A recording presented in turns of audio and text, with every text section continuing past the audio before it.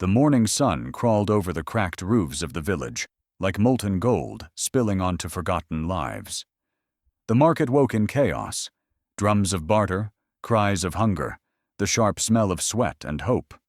Amid the noise stood Amara, a barefoot girl with a gaze too steady for her age, arranging tomatoes and onions in trembling hands that had never known rest. The dust clung to her skin like a memory, and every breath she drew carried the weight of someone she could still save if the day's sales went well. The market was both her prison and her promise. Around her, traders shouted prices that rose and fell like prayers. Goats bleated, babies cried, and laughter cracked through the noise like lightning. Amara worked without pause, her small frame bent over her wooden stall, as though every basket of vegetables could buy another day of life for her sick mother, waiting at home. Poverty had taken her childhood, yet it had taught her patience, the kind that turns pain into quiet strength. Sometimes, when the crowd thinned, she would close her eyes and imagine a place where illness did not mean death. She saw white walls, clean beds, and kind hands that healed without asking for payment. It was a vision too large for her world, but it lived inside her all the same. Her mother used to whisper, "Your hands were born for mercy, not for market dust." Now those words echoed with every heartbeat, fusing faith and grief into one vow she could not forget. The sun climbed higher, bleaching color from the sky. Sweat rolled down her back as she smiled through exhaustion, counting the few coins gathered in a rusted tin. Each coin meant hope, but hope was slow to come. Her mother's cough had grown harsher that week. Medicine cost more than dreams. Still, Amara refused to break. "One day," she whispered under her breath, "I'll build a place where no one begs to be healed." Around her, life continued its brutal rhythm. Buyers arguing over the price of yams, a child stealing an orange and running, women gossiping about city people whose shoes never touched dust. Amara listened, but said nothing. The world beyond the market felt like a myth told to mock her. Yet in her chest, the hunger to reach it burned stronger than fear. By noon, the market shimmered beneath heat thick enough to taste. Amara lifted her face toward the windless sky and prayed for customers, for mercy, for anything. The air smelled of roasted corn and rusting metal. She thought of her mother's breathing, shallow, strained, and her pulse quickened. She needed to sell enough before evening. Failure was not an option. Failure meant goodbye. Then, faintly, came a vibration through the ground, a low growl rolling from beyond the road's bend. People paused, shading their eyes. The sound swelled, louder, nearer, until the earth itself seemed to tremble. Amara squinted through the dust, her hand frozen above a basket of onions. From the horizon emerged a shape unfamiliar and magnificent, a black SUV gleaming like obsidian, sunlight flashing off its mirrored windows. The crowd parted, murmuring. No vehicle like it had ever entered this market. Chickens scattered, traders dragged their goods aside, but the car did not slow. Its engine roared, devouring the narrow road, a beast of wealth charging through a world of need. Amara's heart pounded. Her stall stood too close to the path. She reached out to steady her cart, fear knotting in her stomach. The air exploded with noise, a screech of tires, a storm of dust, the crash of wood splintering beneath steel. Tomatoes burst across the ground like spilled blood. The SUV stopped inches from her knees. Silence fell, heavy and unreal. Through the haze stepped a young man in spotless white, the sunlight glinting off his watch as if mocking the dirt beneath her feet. He glanced at her ruined stall, his expression cold, tossed a folded bill into the dust, and turned away as though erasing an inconvenience. Around them, the market watched, breathless. Amara's hands shook, not from fear but from fury that tasted like destiny. As she lifted her head, her eyes locked on his, and somewhere between dust and wealth, the first spark of a story began to burn. The tires screamed against the earth, slicing through the heat of the market like an insult made of metal and noise. Tomatoes burst under the wheels, the air exploding into a storm of red pulp and dust as startled voices rose in chaos. People scattered, clutching their baskets and children, yet through the smoke and confusion, Amara stood frozen, her heart pounding so loudly she could barely hear the world.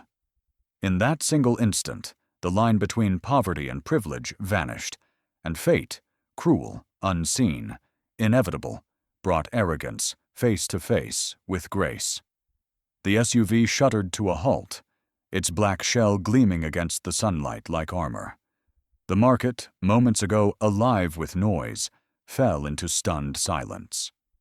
The driver's door opened with a soft, mechanical hiss, and out stepped a young man who did not belong to this world of sweat and dust. His crisp white shirt, his polished shoes, his expensive watch that glinted like a shard of light. Everything about him screamed a life untouched by struggle.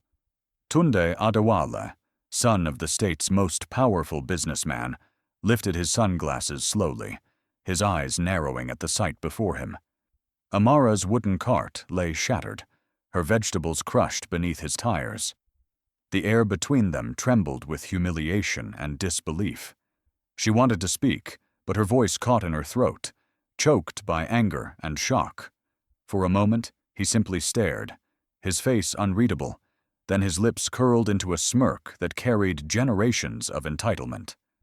"Watch where you push that junk," he said coolly, tossing a folded bill onto the ground. The money landed between them like an insult dressed as mercy. The crowd shifted uncomfortably. Some looked away. Others whispered, afraid to breathe too loudly. Amara dropped to her knees, gathering the bruised remains of her tomatoes, her fingers trembling. Not from fear, but from fury. Dust clung to her face, streaking her tears until she looked like a painting smeared with grief and pride. She picked up the broken pieces of her cart one by one, her silence screaming louder than any words she could have spoken. Tunde turned to leave, his driver already opening the car door, when her voice stopped him. Soft, calm, but sharp enough to cut through the heavy air. "I don't want your money," she said, her gaze steady. He turned, frowning, his hand frozen mid-motion. "Keep it," she added, her tone like a prophecy whispered by the earth itself.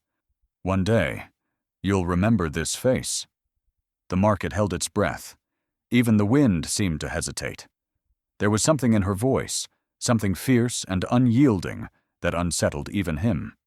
For a fleeting moment, Tunde saw in her eyes not the face of a poor girl, but the reflection of something greater, something he could not name. But arrogance, when fed by privilege, rarely listens to truth. He laughed under his breath, turned away, and slipped into the car. The engine roared again, spewing dust that rose like smoke between their worlds. When the SUV disappeared down the road, the market came alive once more. Whispers, murmurs, and the shuffling of feet filling the silence it left behind. Some pitied her. Others pitied him without realizing why. Amara stood amidst the ruins of her stall, her cart broken, her earnings lost. Yet her spirit, the one thing poverty could never touch, burned brighter. She pressed a hand to her chest, feeling her heartbeat steady itself, then bent to gather the few uncrushed vegetables scattered around her feet. The world had humiliated her, but it had also seen her, and that somehow felt like the beginning of something neither she nor anyone else could undo. By evening, the market's noise faded into the hum of cicadas. The last rays of sunlight painted everything in copper and shadow as Amara pushed what was left of her cart home. Her feet ached, her hands stung with splinters, but her mind was elsewhere, still caught in the echo of that collision. The car, the man, the look in his eyes. It all replayed in her thoughts like a vision she could not escape. She didn't know his name, but she knew she would see him again, not as the poor girl beneath his tires, but as something far greater. At home, her mother sat propped against the wall, her frail chest rising and falling with shallow effort. The small room smelled of herbs and smoke. Amara knelt beside her, wiping her forehead, whispering comfort that neither of them believed. Her mother smiled faintly, her voice weak but tender. "You're tired, my child. Rest tomorrow." Amara nodded, though rest was a luxury she no longer knew. She sat beside her mother through the night, listening to her breathing falter and return. Falter. Again. Each breath a battle, each silence a threat. Outside, the wind carried the last echoes of the market, the memory of screeching tires, the face of a stranger, the scent of dust and destiny. Amara looked toward the door, her hands trembling as another coughing fit seized her mother, harsher than before, deeper, more final. The sound cut through the darkness like a knife. In that moment, Amara understood that life was about to test every promise she had ever made. The same world that took her pride was now reaching for her heart, and before the sun rose again, she would learn what it truly meant to lose everything.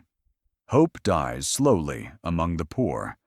It doesn't vanish in one breath. It bargains, it pleads, it kneels before indifference until exhaustion replaces faith. For Amara, that night was a cruel rehearsal of helplessness, each second stretching like wire against her heart as her mother's coughing deepened into something violent and ragged.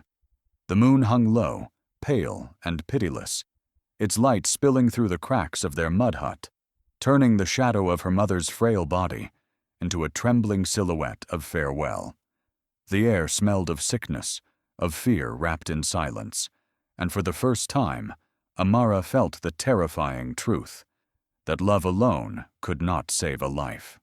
She ran through the sleeping village barefoot, her skirt clinging to her legs, the darkness swallowing her pleas as she hurried toward the clinic at the far edge of town. The sign above the gate was faded, the letters half erased by years of neglect, yet to her, it shone like salvation. Inside, the fluorescent light hummed coldly, and the waiting room was crowded with coughing bodies, mothers cradling fevered children, old men slumped against walls. Behind the counter sat a nurse with tired eyes and a face hardened by repetition, a face that had seen too many come begging with empty hands. Amara dropped to her knees at the desk, her voice trembling as she explained her mother's state, her palms open, offering the only things she had left. "Please," she whispered, "I'll work for you. Clean the floors, fetch water, anything. Just see her tonight." But the woman's gaze stayed unmoved, her tone mechanical. "We can't save everyone," she said, sliding a clipboard aside. "There's no treatment without payment." The words landed like stones, dull and final. Amara pressed again, tears slipping down her cheeks, her voice cracking into something desperate and raw. She offered her wooden cart, her baskets, her entire stall, the symbol of her survival. Yet still, the nurse turned her away with a look that said she had learned to kill compassion in order to survive her own guilt. The girl stood frozen, her breath shallow, her body shaking with anger and disbelief. In that moment, she realized poverty was not only hunger of the body, but hunger of dignity, a slow starvation of worth. When she returned home, the night had thickened, itis into silence. The village was asleep, unaware that grief was waiting to be born. Her mother lay beneath the old mango tree behind their hut, her breathing shallow, her eyes searching the darkness for a light she would never reach. Amara dropped beside her, clutching her cold hands, whispering promises too late to keep. The world around them held its breath as the woman's chest rose once more, then stilled forever. Amara's tears fell onto the dry soil, darkening the earth like drops of unspoken vows. The world did not stop. No star fell. No voice of God thundered. Only the crickets sang, indifferent witnesses to another poor woman dying quietly under a tree. Yet in that unbearable stillness, something fierce was born. A vow forged not from faith, but from fury. Amara looked up at the sky, her grief sharp as a blade, and swore through trembling lips that no other mother would die this way if she could help it. "If mercy has a place on this earth," she whispered, "I will find it. And if it does not, I will build it myself." The hours crawled by. She sat beside her mother's body until the dawn bled across the horizon, painting the village gold and gray. The market would open soon, the same way it always did, but for Amara, everything had changed. Her stall, her coins, her labor. All of it now felt meaningless against the weight of her loss. Her hands, once used to sell life from the soil, had held death, and they would never be the same again. As the first roosters crowed, she wrapped her mother's body in a faded cloth and buried her beneath the mango tree, the only place that had ever offered shade to their lives. Her tears mixed with the morning dew, her body trembling from exhaustion and resolve. The village women came to console her, their words empty, their faces carrying the same resignation she now refused to accept. She sat there long after the others had gone, staring at the mound of earth, her mind silent but alive with fire. The sun rose higher, burning away the coolness of morning, and the air began to hum with the sound of footsteps and trade returning to life. Somewhere, children laughed, vendors shouted. The world kept spinning, indifferent to her pain. But deep within her, something unshakable had awakened, the seed of a destiny that even grief could not bury. As the sun reached its peak, a shadow fell across her doorway. Amara lifted her tear-stained face to see an old man standing there, her former schoolteacher, his eyes kind, but heavy, with unspoken knowledge. In his wrinkled hands, he held an envelope, its edges creased from travel, its seal still unbroken. "This came for you," he said softly.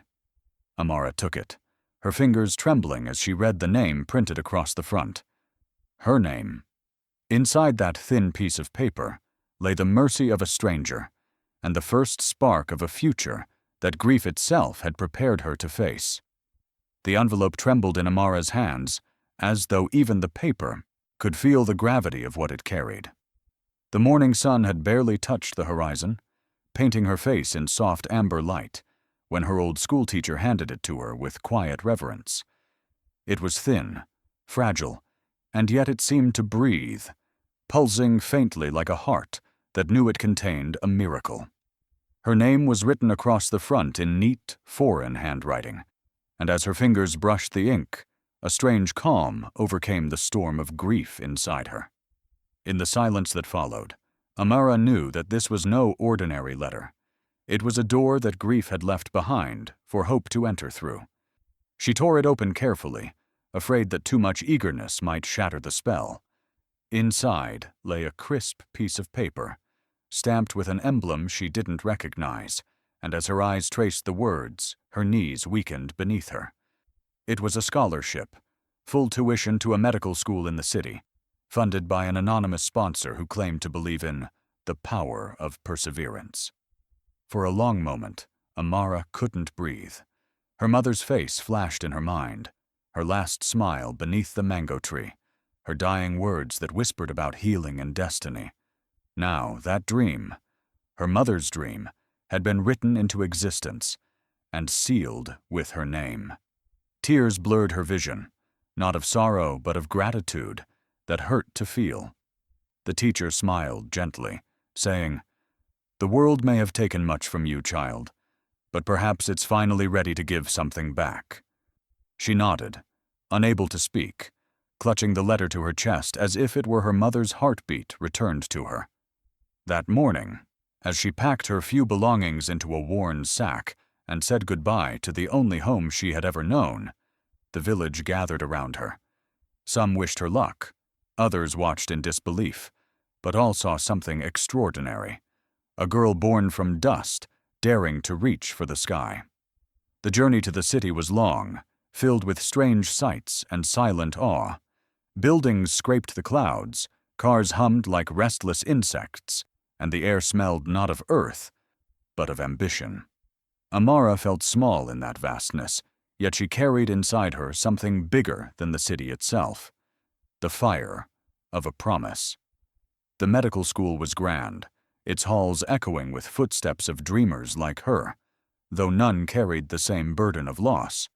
By day, she sat in lecture halls, absorbing lessons like lifelines, and by night, she scrubbed hospital floors until her hands blistered. When hunger gnawed, she drank water. When exhaustion called, she prayed instead of sleeping.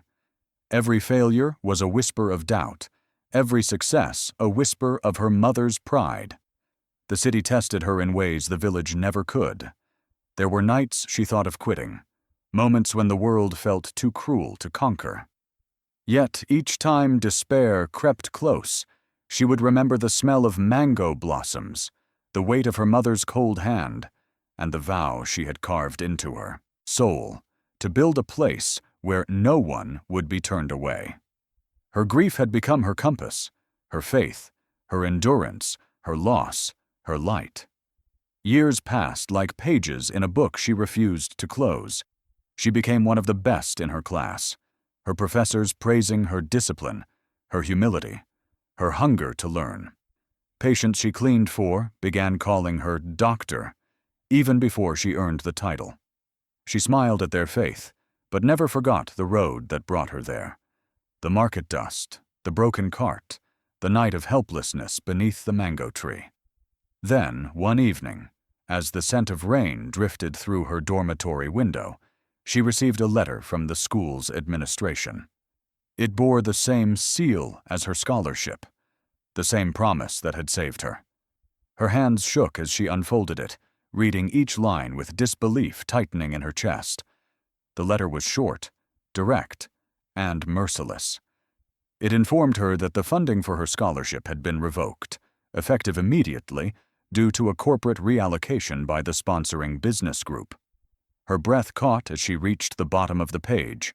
The signature read, Adewale Industries, the empire belonging to Tunde's father, the same man whose car had shattered her stall and whose money she had once refused. The letter slipped from her hands, falling soundlessly to the floor as the rain began to pour outside, washing against her window like the return of every sorrow she had fought to escape. Behind marble walls, where the scent of imported polish masks the rot of greed, decisions are made that shatter lives too distant to be heard. Inside a skyscraper overlooking the restless city, Mr. Adewale sat at the head of a mahogany table, his gaze fixed on profit charts that glowed coldly against the glass. To him, compassion was a liability, charity an unnecessary drain on ambition. And as he signed a single order to redirect his company's funds toward corporate expansion, hundreds of small dreams quietly died. Among them was one belonging to a girl he had never met, whose entire future hung on the mercy of that unseen signature. In another corner of the city, Amara stood frozen, holding the letter that stripped her of her scholarship, her vision blurring as rain tapped the window like the mocking rhythm of fate. It was as though her mother's ghost had returned to test her resolve, whispering from the past that destiny is forged not in comfort, but in fire. For a long moment, she sat in the stillness of her tiny dorm room, the paper trembling in her hands, the ink bleeding faintly under the tears she refused to shed. Every sacrifice, every sleepless night, every candle burned down to wax had led to this, another wall built by the same world that had stolen her mother. Yet even as despair tightened around her, something stronger within her refused to yield. She gathered the letter, folded it with the care of someone burying a wound, and placed it beside her, mother's old scarf, the only relic she had kept. That night, instead of packing to leave, she put on her worn shoes and walked out into the city's darkened streets, drawn by the sound of coughing and crying in the narrow alleys where the forgotten lived. If the hospital doors had closed for her, then she would open her own, no matter how small. Amara began working at a local community center, volunteering where underpaid nurses struggled to manage what the system ignored. She cleaned wounds with borrowed tools, learned to improvise medicine from herbs and scraps, and treated children who called her Sister Doctor long before she ever earned the title. Days blurred into nights. Exhaustion became her constant companion, but so did purpose. Every patient she helped was another victory against the empire that thought it could measure life in money. The walls around her were cracked, the air thick with pain. Yet within that chaos bloomed something extraordinary, the kind of hope that no decree could extinguish. Word spread quietly through the slums about the young woman who never turned anyone away, who listened before she treated, who believed that dignity was part of healing. Mothers whispered her name in gratitude. Men carried their sick to her door, and children waited for her smile as if it were medicine itself. She earned no income, but she earned the one currency that could not be stolen: trust. Her room became a clinic, her hands became a sanctuary, and her heart became the place where mercy learned to live again. Meanwhile, the Adawale Empire soared higher. New offices rose, new contracts signed, new luxuries flaunted. Mr. Adawale's wealth grew, but his sleep did not. Reports of unrest and illness crept through the city's outskirts. Numbers he dismissed as irrelevant losses began to multiply. Even Tunda, his son, now managing one of the company's branches, noticed the tremor of unease running through the city. A quiet rebellion of human need that money could no longer silence. But neither of them yet knew that their choices had already tied their fates to the very woman they had once crushed beneath their wheels. Years passed like a long-held breath, and Amara's name began to drift beyond the narrow alleys. Doctors at nearby hospitals heard of her treatments. Journalists wrote quiet pieces about the doctor who listens, and philanthropists sent small donations, moved by stories of her humility. But Amara paid little attention to fame. She still slept on a mat beside her patients, her dreams heavy with the sound of her mother's cough. To her, healing was not charity. It was justice. Every wound she mended felt like redemption for the night she could not save the one who mattered most. The city's skyline glimmered with power, but in its shadows, Amara built something stronger, a legacy that wealth had tried to erase. And just as her work began to shine beyond the margins, destiny stirred once more, bringing the echoes of the past back to her doorstep. One evening, as she closed the small clinic after another long day, a convoy of luxury cars rolled to a stop outside her door. Men in suits stepped out, their faces pale with urgency, their eyes restless with fear. At the center of them stood an older man, his presence commanding, his voice cracking under the weight of desperation. "Please," he said, "my grandson is dying. No hospital will take him." The name on his lips, Adawale, struck Amara like thunder. The same empire that had once destroyed her hope was now at her mercy, and the night air trembled with the sound of fate returning to collect its debt. The city that had once drowned in laughter and greed now choked on its own silence. It began quietly. A single cough here, a fever there, but soon the sound of illness replaced the rhythm of traffic and trade.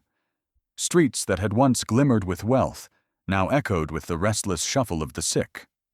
A strange fever had crept across borders, unseen and untamed, claiming both beggar and banker alike. There was no cure, no vaccine, no mercy, only panic that spread faster than the disease itself. Hospitals overflowed. Corridors became graveyards of hope. Doctors fainted from exhaustion. Families cried outside locked gates, and medicine vanished from shelves as the rich hoarded it like treasure. The poor buried their dead in silence, and the air hung heavy with the scent of loss. The city that had once mocked poverty now begged for help in the language the poor had always known: desperation. In the mansion of marble and glass that overlooked this dying city, Mr. Adawale stood at his window, staring down at the chaos below. His wealth could buy silence, servants, security, but not salvation.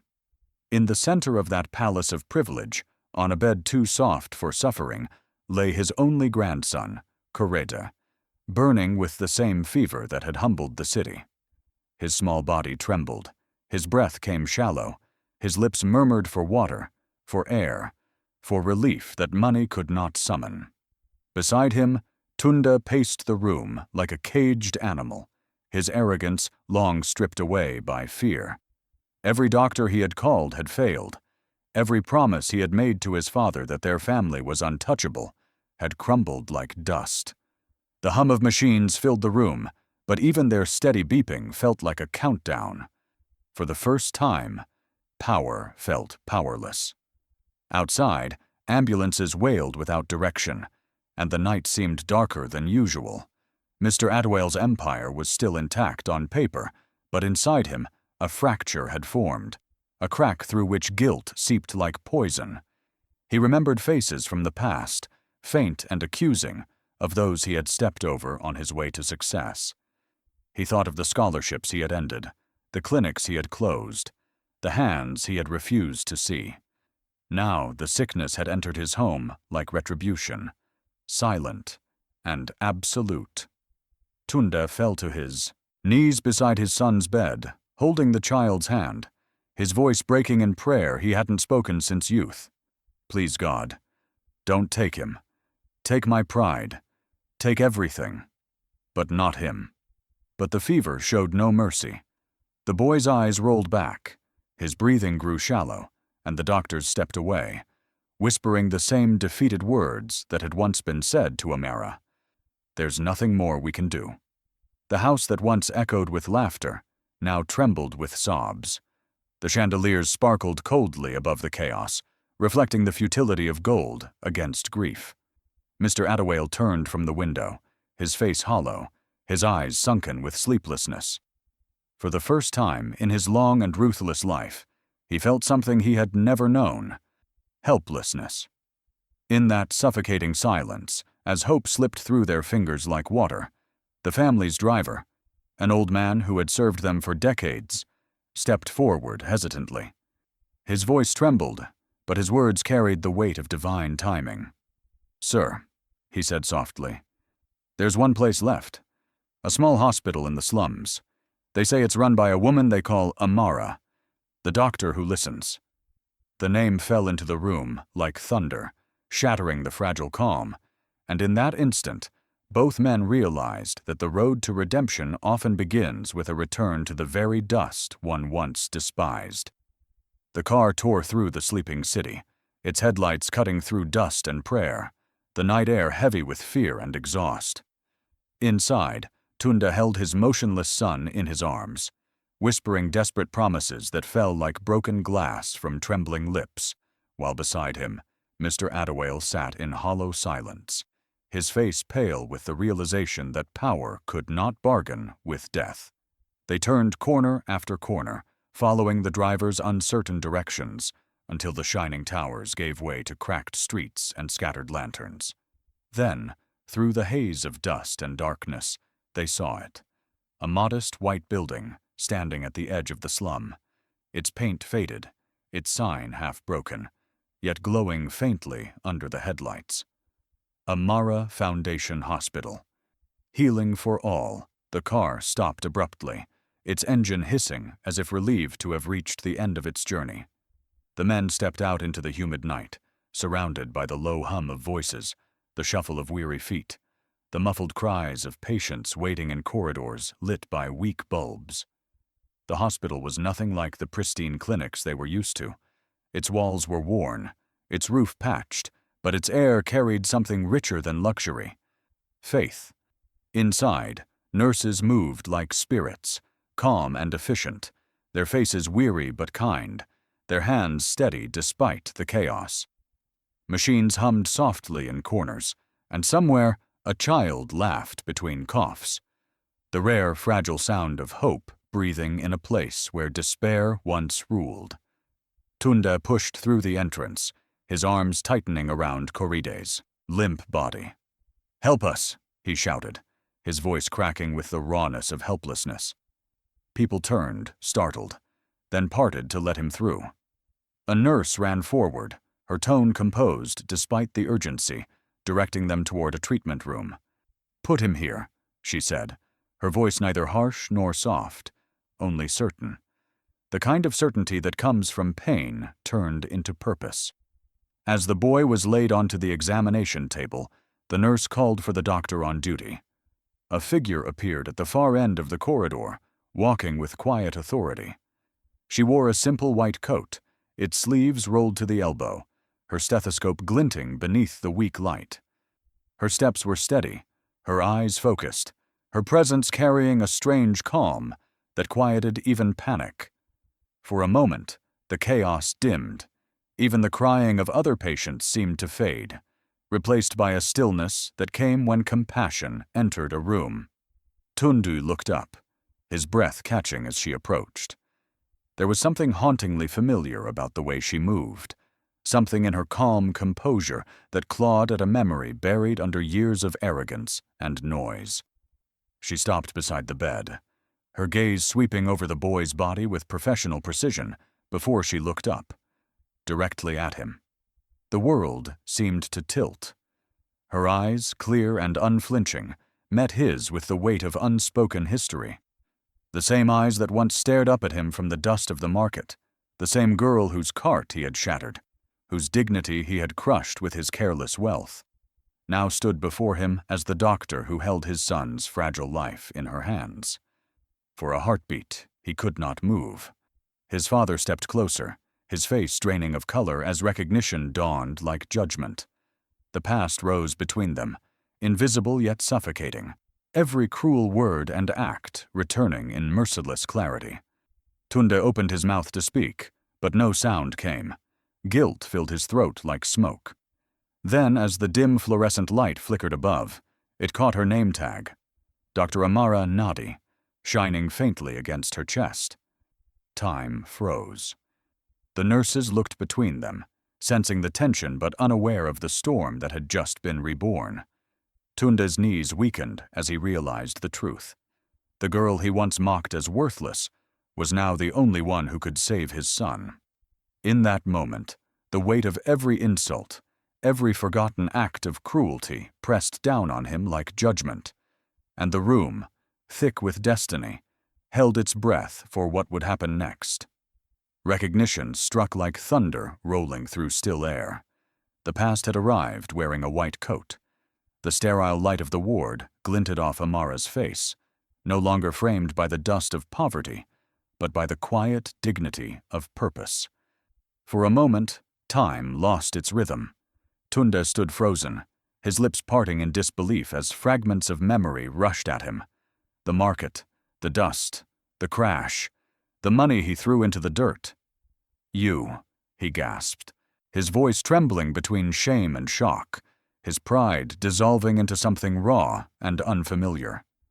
The word hung in the air like a confession, and for the first time in his life, Tunde Adewale found himself speechless before someone he once considered beneath him. Amara did not flinch. Her gaze held steady, calm but unyielding, the weight of forgiveness balanced with the gravity of duty. She looked past his face, past his guilt, and turned her attention to the child, lying pale and motionless on the table. Her voice, when it came, was measured but firm, the voice of someone who had learned to command chaos. "We'll need blood, quiet, and prayer," she said, her tone leaving no room for hesitation. Nurses moved swiftly under her direction, the air around them thick with urgency. The machines hummed to life, the faint beep of the monitor marking the fragile rhythm of hope. Tunde stepped back, watching as Amara worked with focus so absolute it silenced the room. Her hands moved like memory, steady, confident, guided by pain that had long ago been transformed into purpose. Sweat glistened on her forehead under the harsh light, yet her expression never wavered. For her, this was not just a fight for a child's life. It was the culmination of every vow she had made beneath the mango tree, every sleepless night in the candlelight, every wound she had carried from the past. She did not see Korede as a rich man's grandson. She saw a child who deserved a chance, something her mother had been denied. From the hallway, Mr. Adewale watched in silent torment, his empire reduced to the helpless figure of a man praying for mercy from the very life he once overlooked. Each minute felt like a lifetime. He saw in Amara's face not vengeance, but grace, a reflection of what true power looked like when born from compassion instead of conquest. The memory of the scholarship letter, of his careless decision years ago, returned like a ghost, whispering of sins unrepented. The night stretched endlessly, the fluorescent lights flickering above as if afraid to blink. Nurses whispered in corners, machines beeped with uneven rhythm, and every sound seemed too loud in the fragile space between life and loss. Tunde remained by the door, his hands shaking, his knees weak, his mind a storm of guilt and disbelief. Each time the boy's chest heaved, his heart leapt with it. Each time it stilled, fear hollowed him out. Amara's concentration deepened. She called for instruments, adjusted drips, whispered instructions with the precision of one who had learned medicine through both suffering and mercy. In those long hours, she became not just a doctor, but something sacred, a bridge between human effort and divine will. The air grew heavier, filled with the scent of antiseptic and desperation. Time lost its meaning. There was only breath, faint, fading, precious, and the sound of Amara's voice calling life back from the brink. Tunde's eyes never left her. Each movement of her hand was a reminder of who she had become and who he had failed to be. Shame burned in his chest, sharper than grief. He wanted to speak, to apologize, to beg, but he knew this was not his moment.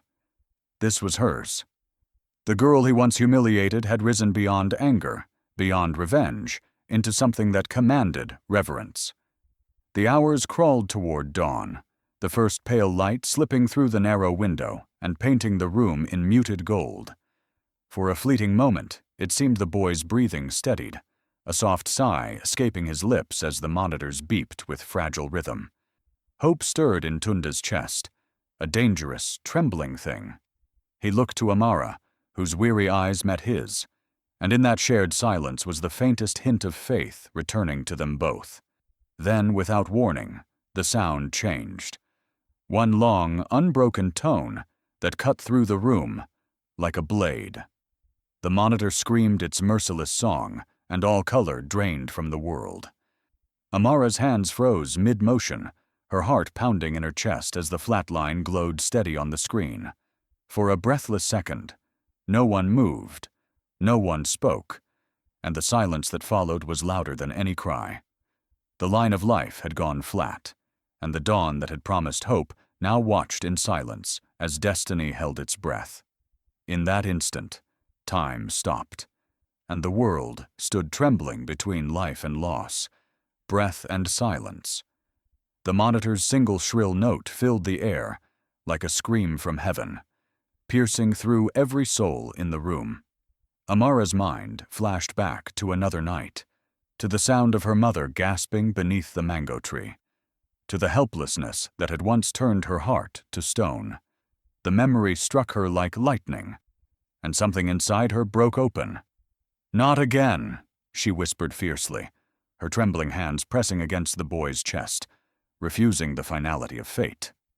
The nurses froze, watching as she began chest compressions with the force of defiance rather than despair. Her team, exhausted and pale, moved on instinct, obeying the sharp edge of her voice as she called out for oxygen, for adrenaline, for time itself to stop running. Sweat clung to her brow, sliding down her temples, mixing with tears she would not admit were there. The room smelled of metal, blood, and fear, yet through that chaos rose the rhythm of determination, the sound of one woman's will against death itself. The boy's body, small and still, lay beneath her hands, like a fragile vessel caught between tides. With every compression, Amara heard her mother's voice echoing faintly. "Your hands were made to heal." Her arms ached, her lungs burned, but she did not stop. Each push was a prayer, each second a plea whispered through clenched teeth. Around her, the clock ticked without mercy, the line on the monitor refusing to flicker. 5 minutes passed, then 10, an eternity masquerading as moments. Her assistants exchanged helpless glances, but no one dared to speak. To speak was to surrender, and surrender was not in Amara's blood. Mr. Adewale and Tunda stood outside the glass window, faces pale, eyes hollow, watching as the woman they once wronged fought to save what their wealth could not. The older man's knees shook, his hand pressed against the glass as if he could will life back into his grandson through it. He had seen mergers collapse, fortunes vanish, storms of scandal rise, but nothing had ever reduced him to such stillness as the sight of this girl, this ghost from his sins, fighting to return breath to his bloodline. Inside, Amara's arms grew heavy. Her muscles screamed in protest, but her heart screamed louder. She pressed harder, tears finally breaking free, falling onto the boy's skin like baptism. "Come back," she whispered, voice trembling. "Come back, little one." The nurses exchanged quick glances, one of them silently counting the seconds, another adjusting the IV. The beeping machine remained still, its flat line glowing cruelly against the white glare.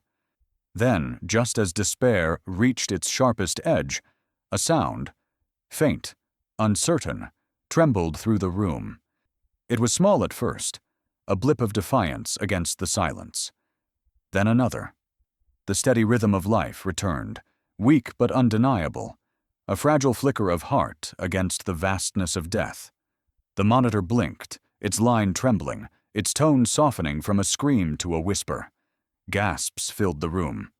Amara froze, her hands hovering mid-air, her breath caught between disbelief and prayer. Slowly, she sank into the chair beside the bed, her shoulders shaking with quiet sobs she tried to hide.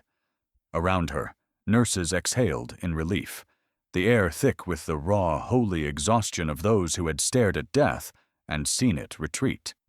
Outside the ICU, the light of dawn began to spill through the glass walls, painting the sterile corridor in soft gold.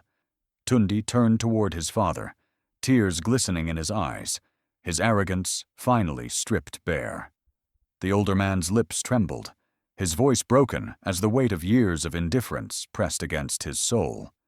The walls of pride he had spent a lifetime building cracked, and guilt rushed through the gap like floodwater.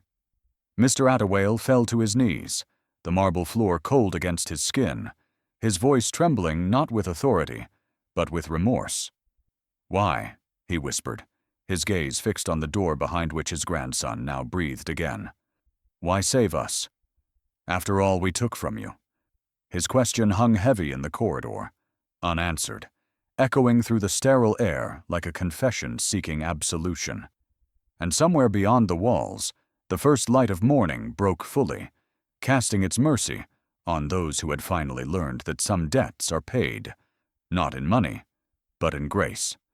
Her voice was soft, yet it carried the strength of thunder disguised as calm, words that seemed to echo not just in the corridor, but deep inside the souls that heard them.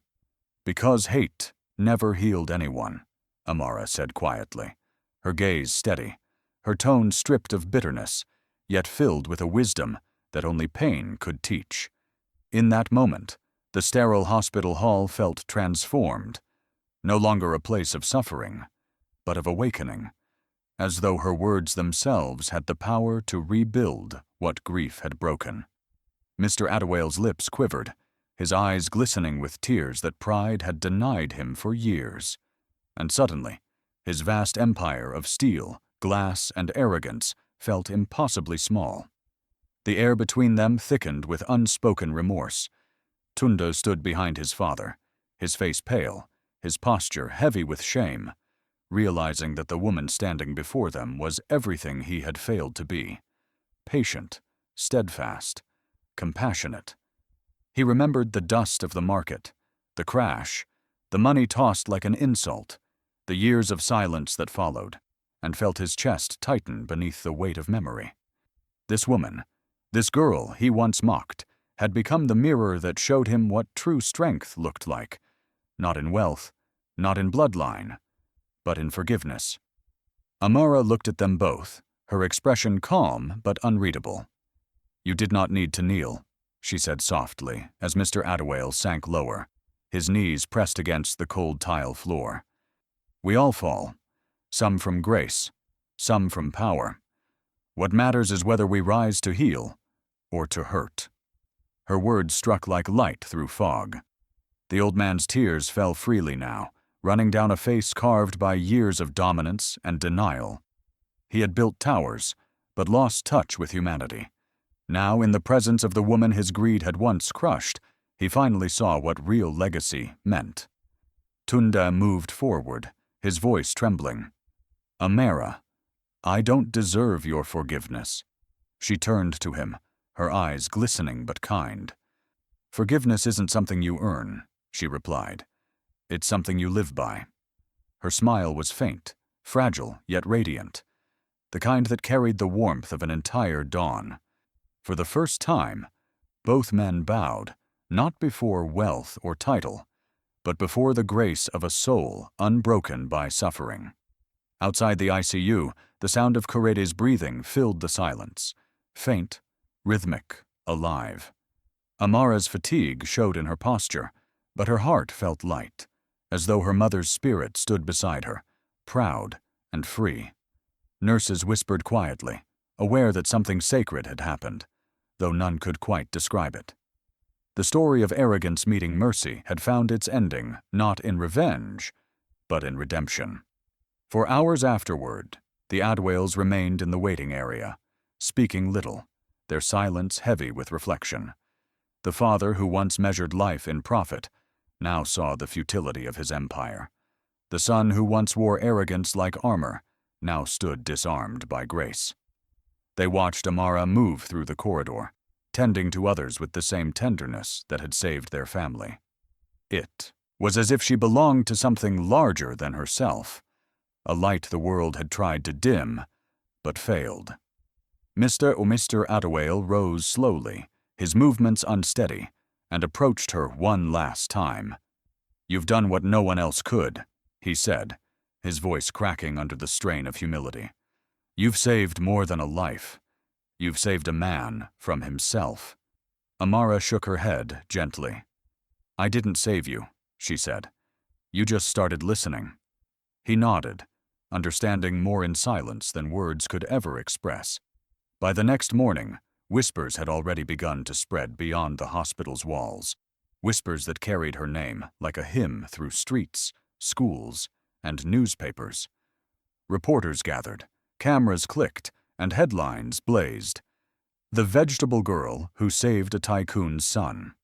The story of compassion conquering pride swept through the nation, stirring hearts and igniting conversations about humanity, justice, and redemption.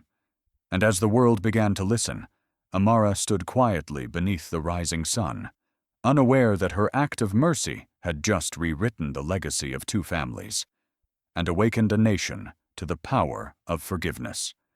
Compassion spreads faster than disease when even one heart chooses mercy. What began as a whisper inside a small hospital soon became a chorus that swept through the nation, reaching the corners that wealth and government had long forgotten. The story of the girl who once sold vegetables, who forgave the mighty and saved a child, resonated like a hymn sung across boundaries of class and creed. In a world too familiar with pain, Amara had become proof that empathy could still heal the deepest wounds of humanity. Within weeks, donations flooded the Amara Foundation Hospital. Letters arrived from every corner of the country, from farmers sending coins wrapped in old cloth to businessmen pledging fortunes in her name. Politicians who once ignored the poor now quoted her words in speeches. Students painted her portrait on classroom walls. What money once failed to buy, compassion now freely gave. Her humble hospital, once a single building held together by faith and threadbare hope, began to grow, its walls stretching outward like the branches of a tree finding new sunlight. Tunda worked beside her every day, his once immaculate suits replaced with scrubs, his manicured hands now stained with the effort of purpose. The arrogance that had once fueled him had burned away, replaced by quiet devotion. He managed operations, coordinated volunteers, and led community outreach projects, using his education not for profit, but for service. Where once he had sought recognition, he now sought redemption, and he found it in the laughter of children healed beneath Amara's care. Mr. Attawale, the man whose name had once commanded fear, now used his voice for something nobler. He redirected his fortune into building rural clinics, purchasing medicine for those who could never afford it, and training young nurses in underserved villages. In a rare public address, his words moved even the cynical to tears. "I once built walls to keep the world out," he said, his voice trembling. "But now I build doors to let mercy in." The crowd erupted in applause, but he simply lowered his head, humbled by a truth he had learned too late, but embraced completely. Amara watched all this unfold, not with pride, but with the serene gratitude of one who understood that the power of one act of kindness could ripple far beyond its moment. She walked through the wards of her hospital, touching lives with the same tenderness that had once defined her mother's hands. The smell of antiseptic no longer reminded her of loss, but of promise. Every healed wound, every saved life was a thread woven into the tapestry of her vow fulfilled. And yet, beneath her calm smile, she carried a quiet ache, the memory of where it all began, the soil that had first taught her how fragile hope could be. The foundation's reach expanded far beyond the city. Clinics appeared in forgotten towns, schools for midwives and community nurses were built under her name, and rural mothers began naming their daughters Amara, the one who brings grace. She became a symbol, not of fame, but of endurance, the living embodiment of what a single act of forgiveness could create when nurtured by faith. Newspapers called her the nation's heartbeat, but Amara never believed herself to be the hero of the story. "I was only the answer to someone's prayer," she would say softly, and in that humility, the people found their mirror. Tunde often caught her standing at the window late at night, her gaze distant, her hands clasped loosely before her. When he asked what she thought about, she would smile faintly and answer, "Home." He understood without her explaining that beneath all her triumphs, her soul still belonged to the soil where sorrow had once shaped her destiny. As the sun dipped below the skyline, painting the hospital's white walls in gold, Amara stood alone. The wind rustled gently through, carrying with it the faint scent of beyond the city, beyond the north. Had returned, not as the market girl who once sold vegetables for survival, but as a woman who had healed nations. Beside that ancient tree, on land where despair had once lived, she began to build her final dream. A hospital for mothers and children, a sanctuary called Mama's Mercy Center. The construction rose slowly but steadily, every brick laid with reverence, every wall blessed with the prayers of the people who came to help. Farmers brought stones from their fields, teachers donated their savings, children carried water to mix cement. The entire village, once broken by neglect, moved as one. It was not just a building taking form, it was healing made visible. The laughter of children replaced the old silence of loss, their small voices filling the air that had once carried cries of grief. The scent of mango blossoms drifted through the open windows, mingling with the crisp aroma of antiseptic and new beginnings. Amara walked through the corridors, her hand brushing the cool walls as sunlight spilled through the windows, painting the floors in patterns of gold. In each room, she saw a reflection of her mother's dream, beds lined with fresh sheets, shelves stocked with medicine, nurses smiling as they worked, and mothers holding their babies with relief instead of fear. This was what her pain had built, not monuments of wealth, but havens of hope. She paused by a window, watching a little girl chase a butterfly through the courtyard, her laughter echoing like a song. A tear slipped down Amara's cheek, not of sadness, but of gratitude so deep it stole her breath. When the hospital was finally complete, the village held a ceremony to honor its founder. The people sang, drums echoed against the sky, and women danced in bright fabrics that shimmered like sunrise. Tunda and his father stood quietly among the crowd, their faces soft with emotion, humbled by the grace of the woman who had changed their lives, and, in turn, the heart of their country. Mr. Otwale had funded the project, but even he knew that his money had merely followed where her faith had already led. As the ribbon was cut and cheers erupted, Amara looked up at the mango tree and smiled, her mother's resting place, watching over it all. When the celebration ended and the sun began to sink behind the hills, she returned to that tree one last time. The ground beneath it was warm, the air fragrant with the promise of rain. She knelt, her hands resting on the soil, her voice trembling as she whispered, "We did it, Mama." The words drifted upward, caught by the wind, carried across the fields like a hymn too beautiful to be forgotten. The wind rustled the leaves above her, as though answering her prayer. In that quiet moment, Amara felt her mother's presence, not as a memory, but as peace. She closed her eyes and smiled, knowing that every wound, every loss, every humiliation had led her here. The girl who once sold vegetables had built a nation's heart, and, in doing so, she had proven to the world that pain, when guided by love, does not destroy. It transforms. The tree stood where it always had, silent, strong, and full of memory, its roots deep in the same earth that had once drunk her tears. The years had changed the world around it, but not this place, not this sacred corner of her beginning. Beneath its wide, familiar shade, Amara could still hear echoes of the girl she once was, barefoot, trembling, whispering vows to the wind while holding her dying mother's hand. Now she had returned, not as the market girl who once sold vegetables for survival, but as a woman who had healed nations. Beside that ancient tree, on land where despair had once lived, she began to build her final dream, a hospital for mothers and children, a sanctuary called Mama's Mercy Center.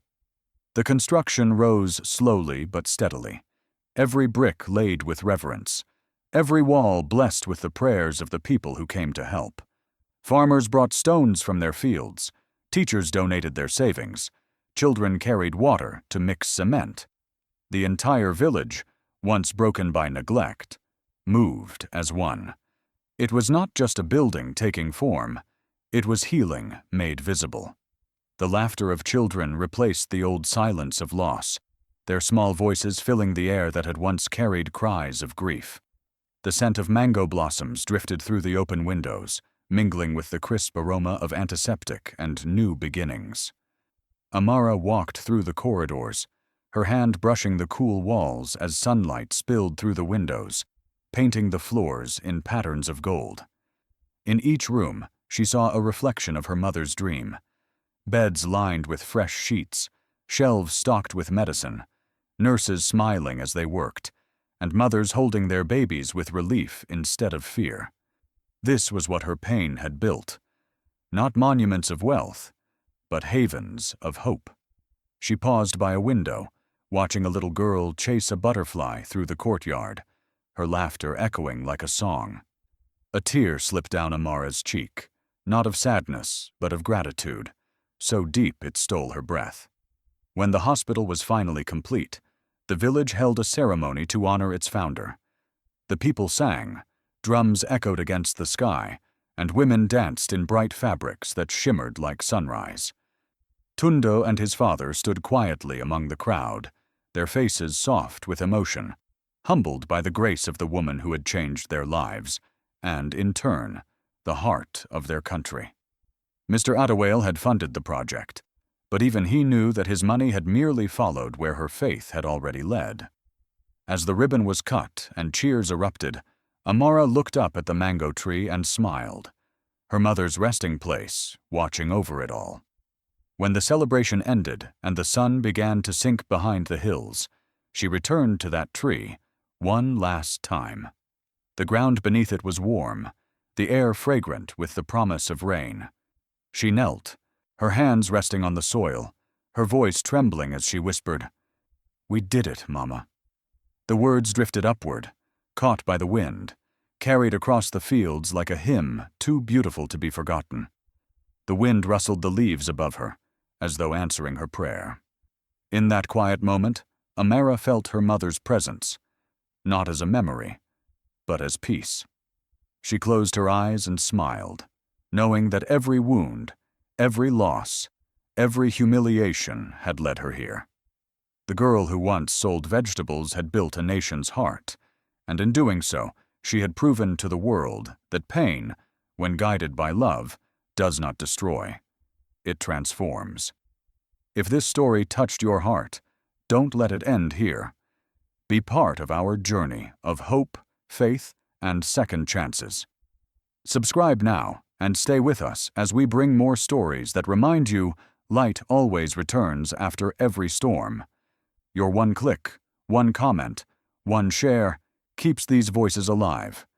Voices that speak of love, redemption, and courage. Stay inspired, stay kind. Because somewhere, another Amara is still waiting for her miracle.